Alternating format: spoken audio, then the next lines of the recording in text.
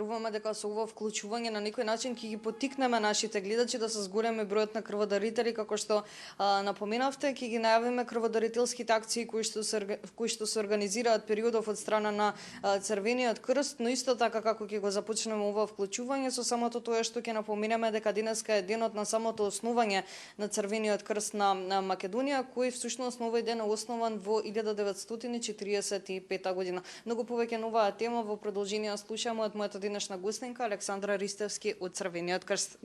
Драго ми е што сте дел од нашата утринска емисија. Добро утро, ви благодарам многу за просторот, за времето и секако поздрав до сите оние гледачи кои што и ова утре се со нас. Што е она важно кое што треба да го знаеме за денешниот ден, денот на основањето на Црвениот крст? Дали можеби ќе има некој одбележување?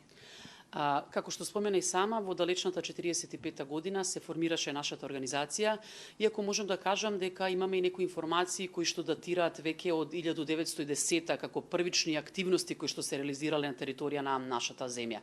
Значи 80 години, минатата година беше навистина еден голем јубилеј, веќе влагаме во 81-ва годишница на нашата организација и секако дека во рамките на општинските организации на локално ниво секој на свој начин го одбележува денот, но секако сето тоа се честува и со денот на крводарителството кој што се одбележува во нашата земја.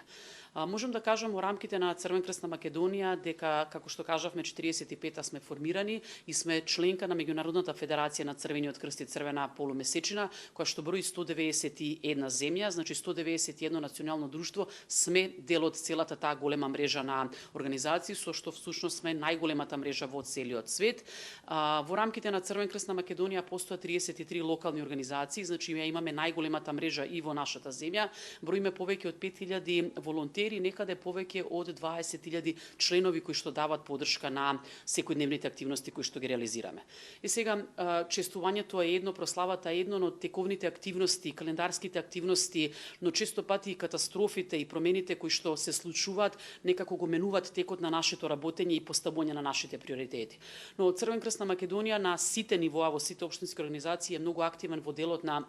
здравствено-едукативна дејност, во делот на подготвеност и действување во катастрофите, потоа во делот на социјално-хуманитарна дејност, во делот на дисеминација, промовирање на Женевските конвенции, промовирање на вредностите, мисијата на Црвениот крст и секако најмногу во делот на волонтерство со акцент на клубовите на млади во нашата организација.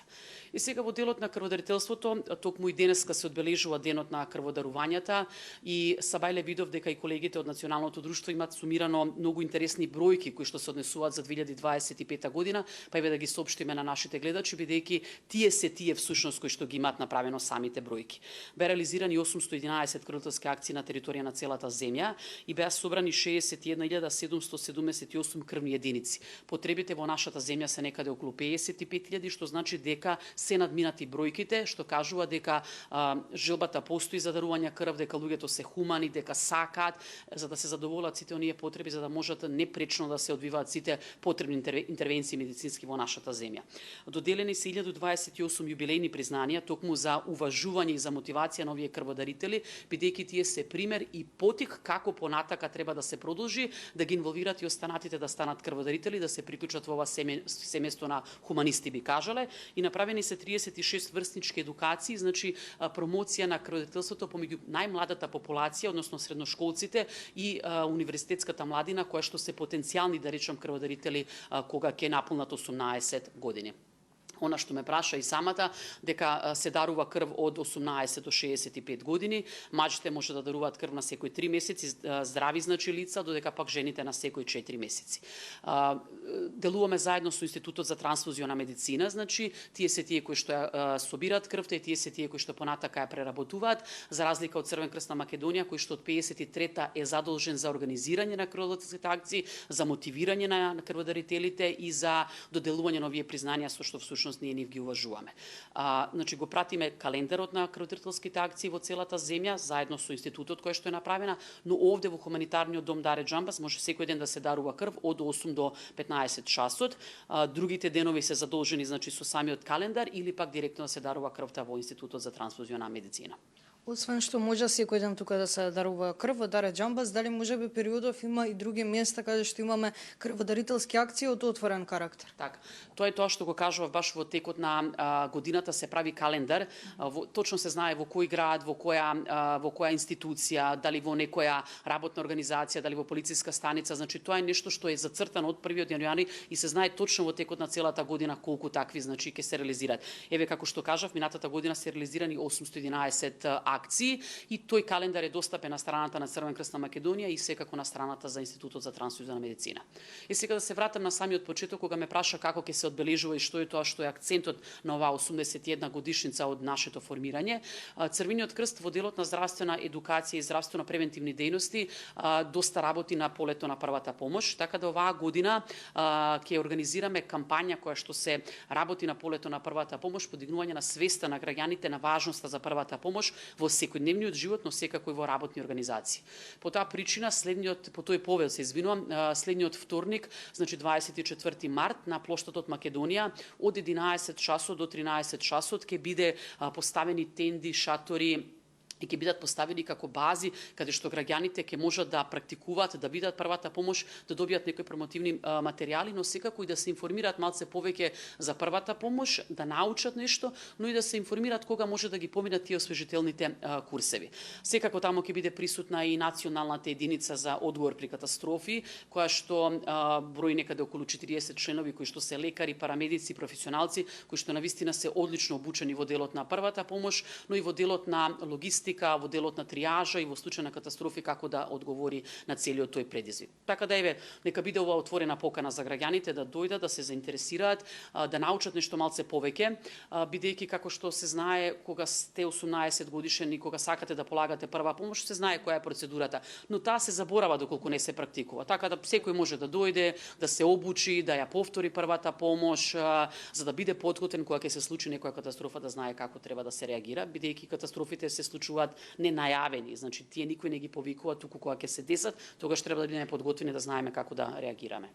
Верувам дека со ова вклучување дадовме поттик на нашите гледачи да бидат дел од овие обуки, да научат многу повеќе за првата помош. Исто така верувам дека ги охрабривме да бидат дел и од ваквите акции крводарителски да даруваат крв, но пред самиот крај кратко, како да ги охрабриме оние кои што има страв да даруваат крв? Еве јас сум една од нив, ќе признам како да ќе на охрабрите да даруваме крв и да помогнеме на нив. Па јас сега овде ќе одговорам како човек, не како професионалец да речем во Црвениот крст. Многу е важно да пред се стравот лично да се надмине, да знам дека правам некој големо хумано дело, дека на тој начин ублажувам последиците од некоја трагедија која што може да се случи кај некого, тоа да ми биде некако потик и да речам мотив, а понатака значи просторот каде што го дарувам, каде што дарувам крвта, значи секогаш може да се разговара, еве конкретно во Даре Џамбас има социјален работник кој што ќе ви ги објасни сите нешта,